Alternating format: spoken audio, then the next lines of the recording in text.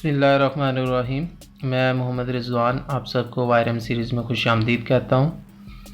आज का टॉपिक हमारा टाइल कैसे कैलकुलेट की जाती है, ग्रेनाइट मार्बल में क्या डिफरेंस है, टाइल अच्छी होती है या मार्बल अच्छा होता है। और अब हम अपने लेक्चर से बढ़ने से पहले काइंडली हमारे चैनल को सब्सक्राइब कर दें, लाइक करें, व्यू करें और बेल आइकन को प्रेस करें। तो अब हम बढ़ते हैं अपने लेक्चर की तरफ। सबसे पहले तो हम ये देखते हैं कि टाइल अच्छी होती है या मार्बल। तो बेसिकली ऑफ कोर्स आपका मार्बल ज़्यादा स्ट्रेंथ में ज़्यादा अच्छा होता है टाइल की निस्बत, लेकिन टाइल ज़्यादा एस्थेटिक व्यू अच्छा है उसका, ठीक है, लुकिंग में अच्छी होती है। लेकिन आपकी जो टाइल होती है वो कम स्ट्रेंथ वाली होती है, ठीक है, मार्बल की निस्बत। और टाइल अब आप हर जगह घर में यूज़ नहीं कर सकते, क्योंकि मोस्टली उन एरियाज़ में जहाँ पर रफ़ यूज़ होता है, जैसे कि फॉर एग्ज़ाम्पल लॉन्च वगैरह हो गया या पार्किंग होगी, कार पार्किंग होगी, तो इन जगह पर हमारे यूजेस ज़्यादा होते हैं। तो इस जगह पर हम इसको रफ़ यूज़ नहीं कर सकते, जल्दी ख़राब होने के चांसेस ज़्यादा होते हैं। तो मार्बल एज़ कम्पेयर टू इससे सस्ता भी होता है, टाइल महंगी भी होती है, ठीक है। अब सेकंड जो डिफरेंस है हमारा ग्रेनाइट और मार्बल का। अमूमन लोगों को ये फ़र्क नहीं पता होता ग्रेनाइट को कहाँ पर यूज़ करना है और मार्बल को कहाँ पर यूज़ करना होता है। जो ग्रेनाइट होता है, ये आपका सबसे पहला डिफरेंस, ग्रेनाइट ज़्यादा हार्ड होता है मार्बल की निस्बत। सेकंड डिफरेंस ये है कि ग्रेनाइट नॉन पोरस होता है, जबकि मार्बल आपका पोरस होता है। पोरस का क्या मतलब? छोटे छोटे पोर्स, उसमें सुराख होंगे। जब सुराख होंगे मार्बल के, अगर आप उसको किचन में यूज़ करेंगे तो उससे क्या होगा कि आप किचन में मुख्तलिफ ऑयल्स होते हैं, डिटर्जेंट्स से साफ़ करना होता है, ऑयल्स होते हैं, अगर वो गिरेंगे तो वो पोरस होने की वजह से अब्जॉर्ब कर लेगा मार्बल। तो अब्जॉर्ब हो जाएंगे तो उसकी प्रॉपर्टीज़ चेंज होना शुरू हो जाएंगी, ठीक है। तो इसलिए हम मार्बल को कभी भी किचन में यूज़ ना करें एज ए स्लैब।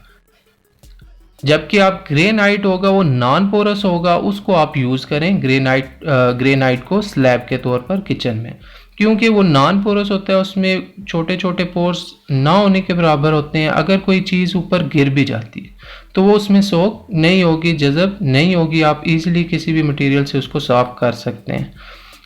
तो ये हमारे कुछ डिफरेंस टर्म्स थी और कुछ हमने डिफरेंस पढ़ा है। अब हम आते हैं अपनी टाइल कैलकुलेशन के ऊपर कि किस तरह हम टाइल को कैलकुलेट कर सकते हैं कि हमारे घर में कितनी टाइल्स लगेंगी या फिर मार्बल। फॉर एग्जांपल आपके सामने एक रूम साइज़ है जिसकी डायमेंशन है 15 बाई 15 फीट।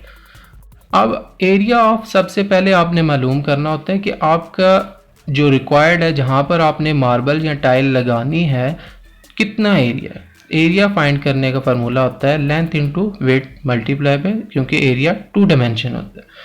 15 बाई 15 से मल्टीप्लाई किया तो 225 स्क्वायर फीट आपका एरिया आ गया। उसके बाद सेकंड चीज़ होती है, जो चीज़ आपने लगानी है, टाइल लगाना है या मार्बल, उसके एक टाइल या मार्बल की डायमेंशन क्या है। फॉर एग्जांपल मैंने जो यूज़ की वो 1 बाई 1 फीट की है, तो 1 को 1 से मल्टीप्लाई करें तो 1 स्क्वायर फीट ही आता है। आप 2 बाई 2 की भी ले सकते हैं, 1.5 की भी ले सकते हैं, ठीक है, जो अवेलेबल हो। अब नंबर ऑफ टाइल्स निकालनी है तो टोटल एरिया जो हमारा अवेलेबल है, रूम है, घर है, उसको हम डिवाइड कर देंगे एरिया ऑफ 1 टाइल से। जैसा कि हमारा टोटल एरिया रूम का था 225 फीट स्क्वायर और एक एरिया साइज टाइल का था 1 फीट स्क्वायर।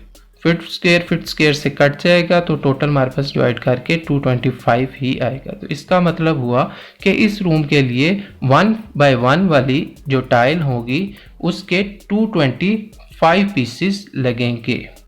और एक एमसीक्यूज जो है, आपकी जो टाइल, एक टाइल दूसरे टाइल से जब बॉन्ड की जाती है, फॉर एग्जांपल इस तरह,